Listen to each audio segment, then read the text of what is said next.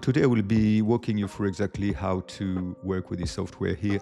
I made so many changes that I thought it'd be good to have a type of a demo where I start from scratch, where I include all the changes that have been made. Okay, so let's just take it one step at a time. So the starting point is really the instructions here. If you really want, you can have a look at the instructions here. There's all the versions, just in case you have an older version here. If you don't find any changes, because they have been done after, obviously. Okay, the first tab that I suppose that you would go to is the employees tab. So this is where you input your employees here. So while doing this demo, I'm just going to create some just so that you really fully understand how it works. So here I'm just going to put, for instance, Ben Duran or something like this, an employee. Here you can put a hourly rate if you like. I'm just going to put here £10 or €10. So here you would put all your employees. And here, this is where you select the currency that you have. For the moment, I have dollar, euro, pound, rupee, and MYR. I don't even remember. Someone asked me to add this. But if you notice that your currency is not here, please get in touch with me. I'm thinking of just doing a blank currency, so the currency doesn't show. So this way, it's good for everyone. But you notice that when you change the currency here, that changes it here, and I will change it actually across the board. So I'm just going to put it back to euros. So you would put your staff here. Now here I have put a staff required on top, so you can use it as a placeholder if you like. When you create your roster, instead of putting the employee number, you can just put staff required, and you know that there is a staff that needs to be input in there. But you can obviously put anything you like, any reminders, anything you like. And the last thing to do on this tab here, the employees tab, it's the time display. So it could be 24 hours. This way, where it just goes 2 p.m. would be 14. Or you could have the 12 hours, and I will tell you AM, PM after. So I'm going to leave it to the 24 hours for the time being. And there is note here that I have from time to time, the shift cost is calculated based on shift hours without the breaks. So the breaks, they are not being included in the calculation. So they are not getting paid during breaks. That's something to bear in mind. I had to make a decision. It looks like it's the scenario that is used more often. So we can go under shifts. Shifts. So here, this is where you create your shifts. You only have a look at the yellowish cells here. Actually, you can hide all these. This is just showing you how it will show on the roster tab. So here you have a shift number. This is quite important because this is a quick way to access it later on. When you are on your roster, you would just select the shift here, just the number. I didn't want to put all the shift description because that was just taking too much room. So you just need to know. And from what I understand, people just after a while, they just know, okay, shift 3, shift 5, shift 6, and they don't have that many shifts anyway. So here I'm just going to create a new shift. I'll be creating the shift 4, and I will put a starting time. I'm just going to put, for instance, 9 a.m. End time, I'm going to put I am in the 24 hours, so that's why it's showing it this way, 9 to 5, let's just say, and there is, let's say, 30 minutes in between. So that's it, 9 to 5, 30 minutes. And here, this is just for your info, the length, including breaks, the length without breaks, and this is just how it will show on the roster tab. And that's just for calculation, but you might find some interest in this as well. So that's it. So only fill in those 3 columns, only fill in the one in yellowish. So there's 50 shifts, so surely you'll have enough there for you. Okay, next step is roles. So roles, this is what makes the roster colorful. Okay, so here, for instance, you have 6 roles that can take the blue. Like, for instance, if you have 3 types of barista, I'm taking coffee shop example, but it doesn't have to be coffee shop. It could be anything. And so you're allowed to 6 per color, and I've added, another 5 colors. I only had these 5 here, but people have been asking me for more colors, so I've just added 10 colors. And here you can notice, obviously, if there is 10 and 6 on each, you can enter 60 roles. So for instance, if I create the pink one here, role 8, I go on the roster, and the role 8 here is in pink. So I just need to enter a shift, so you can see.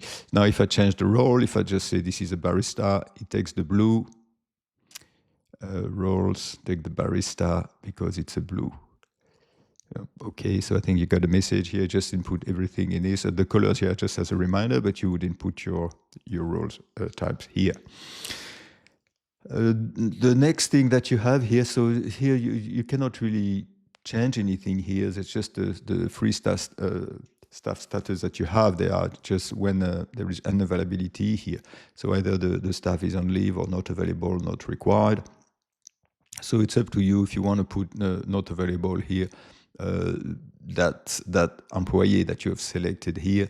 If you want to say that on Friday is on leave, you can say it's on leave here or not available, not required. It's completely up to you. So this is it for the roles. And I think we're ready to move to the roster, which we have already touched on. So now we go back to the roster. So here the roster, this one, I'm just going to put a random one here. Now, if we go back start from scratch and we have a look at this, the stuff that I created is 𝙀𝙩𝙨 here. Okay, it brings back here as a bit of a reminder the rate for the hour, and then you select a role here for that person, because I didn't want to have one employee, one role. I want to give the flexibility that sometimes people can have the role of a manager. Let's say Ben is manager on the Tuesday here, because there's no other managers here, and is going to do the full shift. The shift that I created was the shift 4. So I'm just going to go under the shift 4 here. And it's very easy for you to see who's going to be the manager on which day, because here you can say first day, and here I've just created another manager here, shift 4, and this gives you the total, how much this resource is going to cost for the day, for the shift. If you're uncomfortable with having dollars here, obviously you don't put any dollars in this. And if you want to share the roster with your staff, if you don't want them to know your hours, obviously you just don't put anything here. Okay, so here at the top, you see the total, obviously in euros, because I've selected euros of that day, the total in hours for that day. And then it goes also the other way around here. I have on just one shift here that gives you the hour and the dollars. But if you work more than that, then here you would have the total here for the full day. So here, for instance, if I make this person manager another day, manager again, same shift, okay, 75, and here hopefully it's 150. It's 150 here. So it's pretty straightforward. That's how you input everything here. Now, there's something I should have mentioned maybe at the beginning is here it starts on Tuesday and it finished on Monday. So this is a weekly roster. People often ask me, Ben, can you make it fortnightly or monthly? I have another one actually for monthly that you might be interested in if you have a look in my shop. But this is weekly, and no, I cannot change it to fortnightly. It's just too complicated. I might as well start from scratch. So here, the date that you put here, the date here is the date that will decide when your first day here is. Like for instance, if I want to start on a Monday, I just put a Monday here. I just put 25th of August. And notice that this doesn't follow, so this is static. I don't want to say I've done that on purpose, but this is the way Excel works, and this is where you input the data. So what happens is you would often have the same shifts. Like here, for instance, I put the 25th of August, so therefore the week starts on Monday. So you have several ways to go from one week to the next. So you obviously would save this spreadsheet for 1 week. Then the week after, what you would do is you would just add one week to this. So that will be what, the 1st of September. So here I would put the 1st of September, for instance, of September we said. And then you would be here, and then you say, if you have the same staff doing the same thing, you wouldn't have to change anything. You said, okay, this is good, good, good, good. Oh yeah, no, Ben is not going to be here. So then I will change Ben. I will just put Ben's on leave, Ben's on leave. And then you would say for the Wednesday, you can just put Ben will be working on Wednesday instead. So you see, from one week to the other, you can just change what is required, but you would keep the core of this. That's just one option. The other option is to start from scratch every week. So you just put a blank one, keep the blank one, and then rename it for every week. And after every week, you start from scratch, which might make sense for some of you who have just shifts going all over the place from one week to the other. So this is it. Here you have all the totals as mentioned for the day, for the things and the likes. Okay, the last tip on this is that it keeps the shifts at the back, in the background here. Like for instance, Ben is only for these 2 days, so he doesn't have to do anything. You do the trick that we talked about. You copy this for the week after. You just change the date here. Let's say we are 1 week later. Put back the 8th of September, and you come back here, and now Ben's back, and you put him back as a manager, and the shift stayed under. So this is very convenient for me. This way I don't have to run macros to remove it, but also from your point of view, you don't have to retype it. So here Ben is back from manager. So this is why I suggest that you keep one resource on each row every time. And if you have someone, let's say a temp, you can put them here, but those at the top, you would just try to keep them consistent. Okay, now I'm just going to quickly review all the views. So the views are quite self-explanatory, so I don't have to spend too much time. The first one is a daily view. So this is, you select one day. Now I think I moved to the, where did I move? To the 8th of, date here, which is 8th of September. So that's just a point in time. And here you would just have you only have the dates of the week that are showing, but on the 8th, this is where you would have all this daily view. You would have all the dates here showing. So, and I have a note here, the shift ending next day will only show until midnight. So when you have a shift, and that's something that was asked, they wanted to have shifts, some wanted to have shifts that go overnight, poor guys, but yeah, no, I cannot show 2 days on one day. So this is just the note that I have here. So here you would have the, you would have an idea of what's happening on a specific day, the name of the employees and where the work is being done on that day. Now the weekly view, this is everything on 1 week. So it's obviously very, very high level, very bird's eye view, if you like, for the week. Now the employee report, so this is where you can actually have a look at a more detailed view on what is going on, and you have the total in euros here, my chosen currency. You have the shifts that they've made. You have the shift description. You have the shift number. You have the data, and you have the employee. So this is broken down by employee. So this is how it would work here. Nothing to change on this screen. You don't have to select anything because that's everything for the week. Now you go into the shift report. It's another view.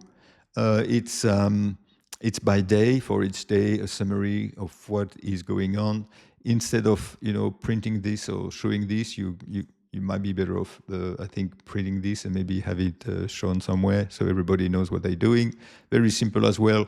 Now you have the total dollar. So once again, you don't have to you don't have to put this, or you can just select this and just print this if you don't want people to. Actually, you don't even need to show the hours if you don't want people to know the dollars. And then you have the roster report. So here you select either all employees, so you keep Y, or you select a specific employee. Very similar to the roster view, but it's more condensed, summarized view. You don't have all the colors and all that. This is straight to the point. So this is, I've selected all employees, yes. But if you select a specific employee, you just put no first.